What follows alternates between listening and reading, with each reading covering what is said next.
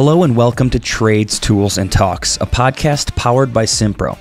Today we've got something special to get your new year off to a great start. A dynamic keynote by Gary Specter, CEO of Simpro. In his speech, Gary shares his vision for the future of Simpro and the trades industry. Ready to dive in? Let's take a listen. Thank you. Here we go. Good morning. I'm going to go completely off the rails today. I have this deck that I'm supposed to go through, and I've decided that I'm not going to go through it. And I'll share some of the slides, and some of what I have to say will match, and some of it probably won't. But that's okay.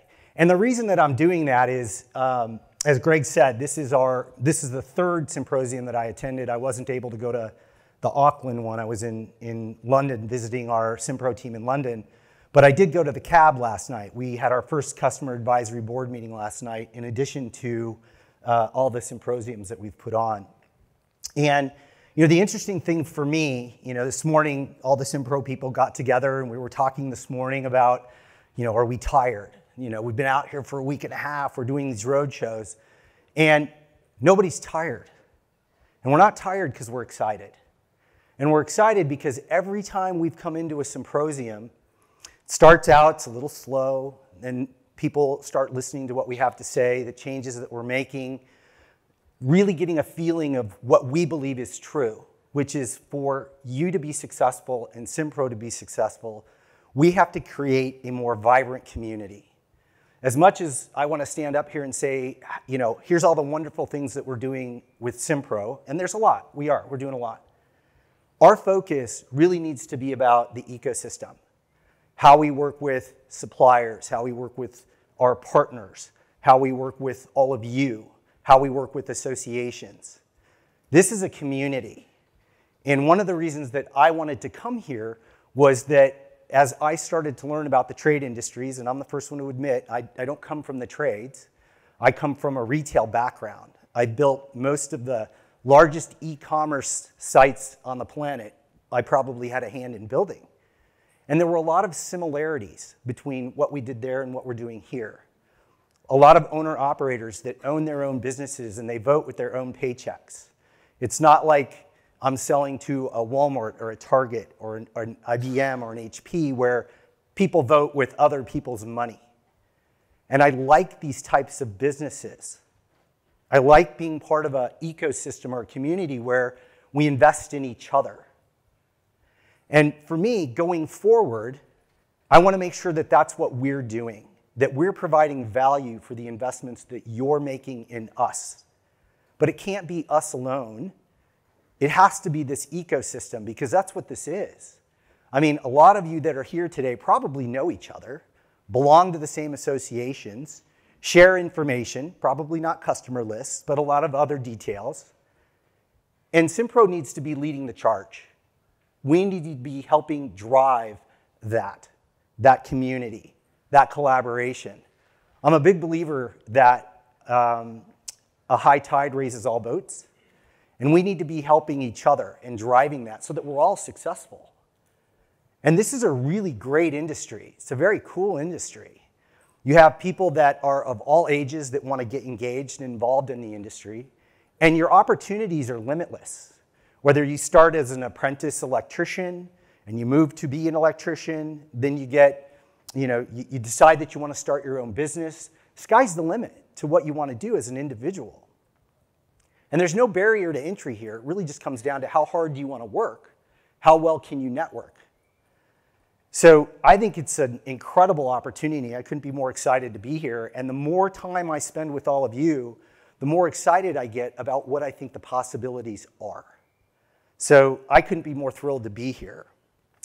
I'll share a story about how Simprosium came to be. And I know Simpro did road shows before. We did a lot of them. And about my second week here, I was in a van and I was with our new CMO I was lucky enough that she followed me here from our previous company. And she's someone that I'd worked with at, I think, 2 or 3 other companies. So I've known her for quite a while. And we were talking to our head of HR and our head of customer success. And I asked about these roadshows. I said, well, what goes on at the roadshows? Everyone said, well, we do a roadmap and we let people know what we're doing. And I said, well, we're not going to do that at Simprosium. And they kind of looked at me and, well, what are we going to do? And I said, well, go send out a survey monkey to all of our customers and let's go see what they want us to talk about. And if we're going to go spend 5 or 6 hours with some of our customers in Australia and in New Zealand, it should be about them. What do they want to know? Do they want to hear about the roadmap? If they do, let's talk about the roadmap. Do they want to hear customer stories, or do they want to hear from other customers? If they do, let's run customer panels. So all of the content that you're seeing today is the direct result of what you told us you wanted about today to be. So that's what we're going to do. And going forward, that's sort of the mantra here at Simpro. I need all of you, the community, to drive where we go. I think Simpro's not perfect. I think we probably have done some things not super well over the last couple of years. That's probably why I'm here as a new CEO. I've been here for 6 months. I suspect that somebody thought maybe things should be done a little differently, so here you go. And I think that we have an opportunity to get it right. But for me to get it right, and for Simpro to get it right, I need to hear from all of you. And you're going to find that our culture is going to become very, very open. I know sometimes it's been tough to get a hold of people. That will come to an end. And it is coming to an end. I think we've already started to make a difference in our ability to respond and communicate to people. But that is probably at the front and foremost of everything that I want to do. We will be customer focused and customer driven. And if we're not, I'd love to hear about it. And I'm going to give all of you my email address at the end of this thing. And I encourage you to reach out. If there are sparks of innovation or things that you think that we should be doing so that we can better support you, I'm all ears. That's just how I operate. And it's how the leadership team that I've brought in operates. And it's now how Simpro will operate. And I think most of the people that have been here for years are embracing and are happy to get re-engaged with all of you just to see how much potential we have together. Before I really get into our presentation, I do want to thank our sponsors. So we've got a row of sponsors in the back. I hope next year that there's a lot more of them. Again, I'm a big builder or a big believer in building a community. So I want to thank our sponsors for being here and really being at the shows with us. They've been to all of them. And I'm hopeful that next year we'll just continue to grow this thing and make it bigger and bigger.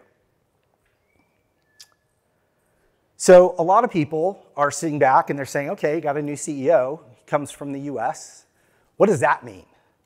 And what I can tell you is it means that you have a CEO that lives in the US. That's it. I've been out to Australia. This is probably, I think, my second or third time since I started in the role. This is such a vibrant community. And I've been to our teams in EMEA, and I've been with the teams in the US. And I can promise you that the trades industry in APAC is very, very different than EMEA and the US. And part of the reason that it's different is it's embedded into the culture here. It's a part of Australia and New Zealand. It's a big deal. And while it is a big deal in EMEA and starting to become a bigger deal in the US, it is a much bigger deal here. And I recognize that. And I've never had plans to, I get asked all the time, well, are you guys gonna move to the US? What's gonna happen? Nothing. This is the epicenter of the trades industries, it's APAC. So not only are we gonna remain in APAC, we're gonna double down in APAC. There's so much more to be done in Australia and in New Zealand, and we've just started. I know that we've been here for about 20 years, but there's so much more to do. There's so much innovation coming in with technology that can impact the trades industries, and we need to be bringing that in.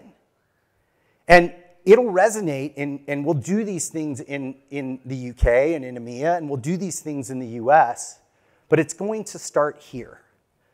The epicenter of Simpro has always been Australia, and it's going to continue to be Australia. So for those of you that are going, oh my God, all these people being hired in the US, we're all coming here. We're not moving, but we are going to be here. We will be present here.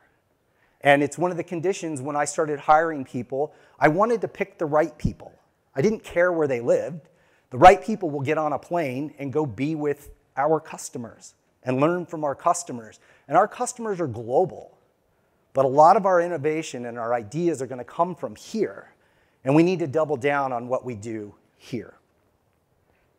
Today, we have over 8,500 businesses, 1 million jobs created monthly. It's a big deal. Like, this impacts people's lives. And I think, it was really important for me that the people at Simpro, our team, understands the impact and the gravity of our situation. People depend on us. They run their businesses on us. We're at the center of what some businesses do. I've seen slides now, and other customers have shared with me and said, hey, here's all the systems we use. Simpro sits right in the middle. And if the people at Simpro haven't realized just how important we are and why we need to be so collaborative and why we need to be innovative and why we need to listen to all of you, they're starting to feel it now. We matter. But we matter as part of an ecosystem and a community, not just us. But it really needs to be about you, our customers, not us as a company. And I'm thrilled, I've talked to a bunch of customers who've said, we need you to be successful. Well, it's right back at you. I need all of you to be successful. If I can help with that, that's awesome. That's what I feel good about. And of course, as a CEO, I run a business. I'm responsible for running a business, and I have a number. But the number will take care of itself. And I have a PE firm that asks me every day, where are you? Where's your growth? What numbers are you delivering?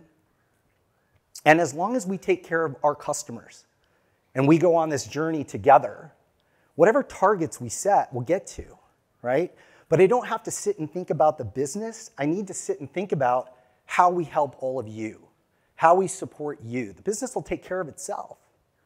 And if we can lead the charge in building this ecosystem, the results that we want, they'll come.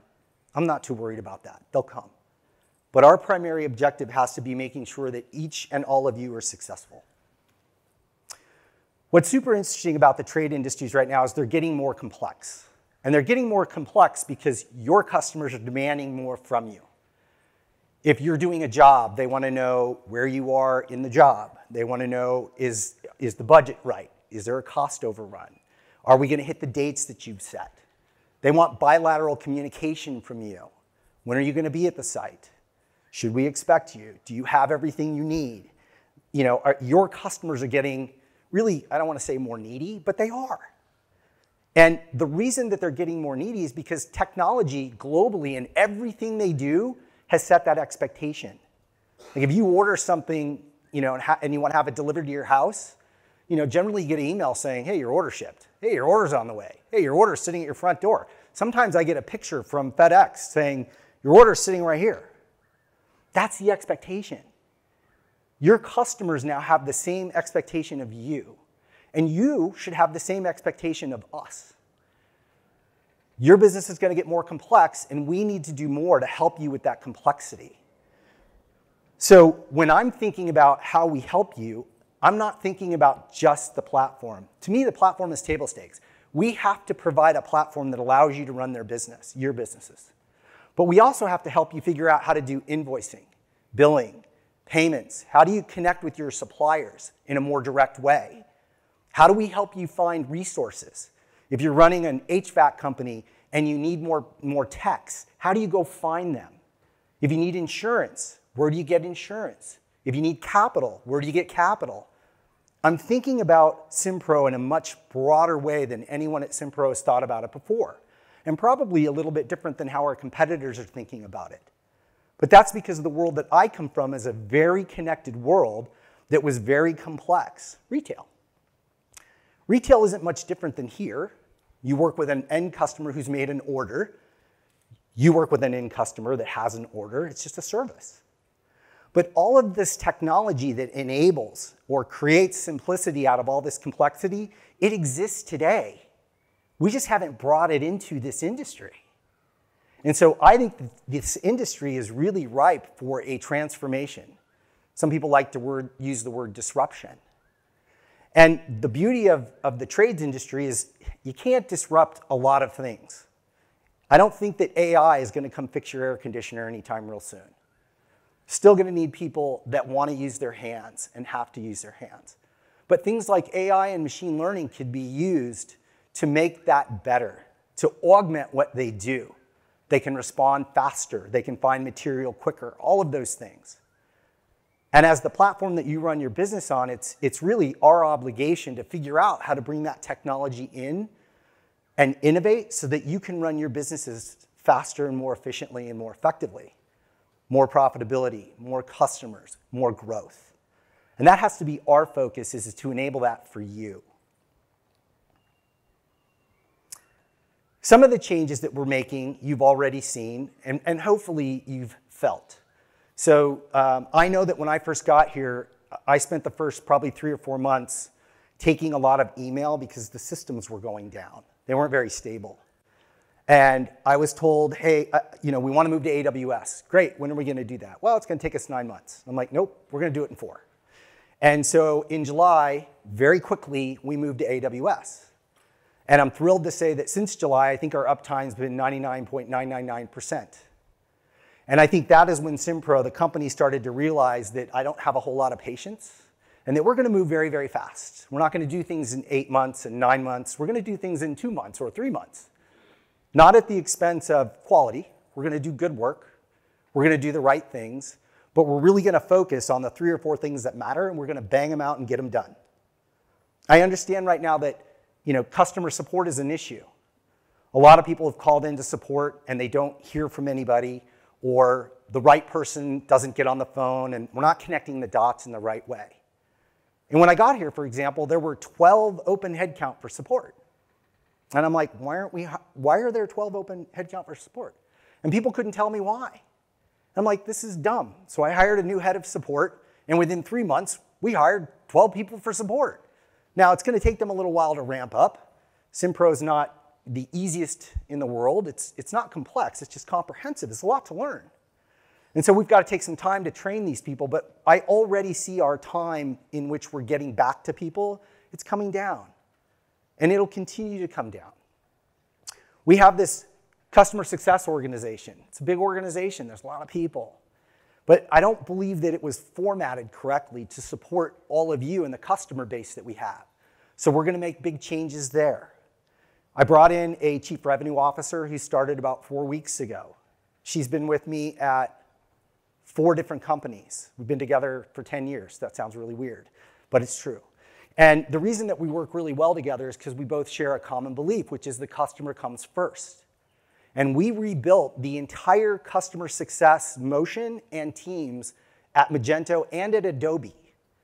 And I think if we can build a customer success team for a $20 billion company, we can figure out how to do it for Simpro. And so I brought her here to help me do that. So we are now dismantling the entire customer journey, how we interact with all of you, what are the touch points in which we have with all of you, and then we're going to figure out how to align around that so that no matter where you are in your journey, whether it's day 1 is tomorrow, or you've been here 6 weeks, or you've been here, who was the longest, 16 years? Right? I want to make sure that you're supported in the best way for you, because you need more support than he does, or a different type of support, and we need to adapt to that. So over the next couple of months, you will see our customer success teams realign around you, our customer base. Communication and engagement. We're here. And I've sent out a couple emails to the entire customer base since I've been here. My commitment to you is 1 a quarter. If you've spoken to people that have been to any of the other symposiums or you haven't gotten the message here, I'm incredibly transparent. There is nothing I won't share with you unless our owners come back to me and say, please don't share this. And that's pretty rare. It might be financial, who knows? Everything else, we're an open book. And the people that I've brought in to help me lead this company and the people that are still at this company and have stayed here, they're here because they believe the same thing. We should operate with candor, with transparency, and we should lead with our ears. We need to listen to you in order to understand where we're going to go. But we also need to be really transparent about what we're doing. And my hope is that if we're not doing the right things, you'll raise your hand and go, wait a minute, could you think about it a little differently? And we're going to be open and receptive to that. I talked earlier about this renewed focus on community, customers, partners, associations. Simpro is bigger than Simpro. And if it's not, it should be. We should be leading the charge in bringing all of these things together so that we can make you more successful. Because us alone can't do it. There's all these other components of your business. But we should be collaborating and talking with the other components of your business to make sure that you're successful. Because if you're successful, everyone else is too. That's the beauty of it. We pull each other along. But we have to start creating those tendons between each of these pieces of your business. And my hope is that Simpro will be the heart and soul of that, and will drive that communication and that collaboration. And then finally, of course, there is a technology roadmap. And we want to share what that is. And the reason that we want to share it isn't so much that we can say, hey, let's pound our chest and show you what we're doing. It's so that you can say to us, yeah, those are the right things. Or wait a minute, maybe we don't need that. These other things should be prioritized.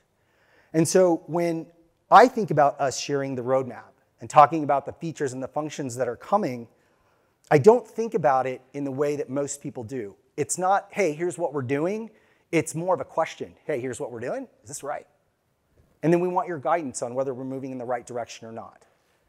That communication has to be, bilateral, has to go both ways. We share, you share. So my ask of you is definitely share with us. And we're going to be sharing that with our ecosystem because I want the ecosystem to come along with us. We have a lot of partners in the back. We have a lot of partners that do implementation work and that do services work. They're not my enemy, they're my friend. They need to know what's in the roadmap. They need to know what's coming. They need to be as knowledgeable about Simpro as we are. And that is a different strategy than Simpro has had in the past. We need to be both experts and trainers and educators, and we need to bring everybody along with us because we all have the same common goal, and if we don't, we should, which is how do we make you, our customers, successful? Your voice matters. Your feedback, your aspirations, what you want to do, we want to hear from you. I want to hear from you. You'll all get surveyed after Simprosium. You'll get a survey in your emails, and I hope you answer them and say, hey, next year, what if we saw this, or could you provide this, or do this? You get to drive where we go. You get to drive where we focus. Take advantage of that. We're your partner. We want to make you better, and we're listening. We want to know from you specifically what it is that you would like to see from us. That's my email address. Feel free to drop a note. Again, if you've got anything that's innovative, any opportunities for us to get better, anything that you think we could do that we're doing well, I'd love to hear what we're doing well, in addition to where we have opportunities to get better. But I'm open to it. I've responded to every email I've ever gotten in my entire life. I don't think I've ever ignored anybody in any of the companies that I've worked for or with. And I'm a big believer in being open and transparent and just willing to talk to people. That's how you get better. I don't believe that my role is any more important or any less important than anyone else at Simpros. It's not the way that I think, and it's not the way that I operate. I'm cognizant of the fact that Simpro probably can't be successful unless the vision and the strategy that I set works. But the vision and the strategy that I set comes from everyone in this room. It's not mine, it's yours. And I have to do things in my role in order for everyone at Simpro to be successful. And I need everyone at Simpro to focus on what they're responsible for, or I can't be successful. So I'm no more important than anybody else. I just have a different title and a different role. But we all have the same purpose, which is to make all of you successful. That's my email address. If you want to communicate, please. I'd appreciate it, hearing anything that you have to say. I hope that today is a good day and that you learn and that you get to meet other people and you get to collaborate and talk. I'm excited for the day I'm thrilled for the day to get started. I appreciate all of you being here and giving us your time, because I know you all stepped away from your jobs, and that's hard to do in the industry that we're in, but it's very much appreciated, and I know today will be worth it for you. But if it's not, let me know what else we can do so that the next time around we get it right. So thank you. Thanks for giving me some time.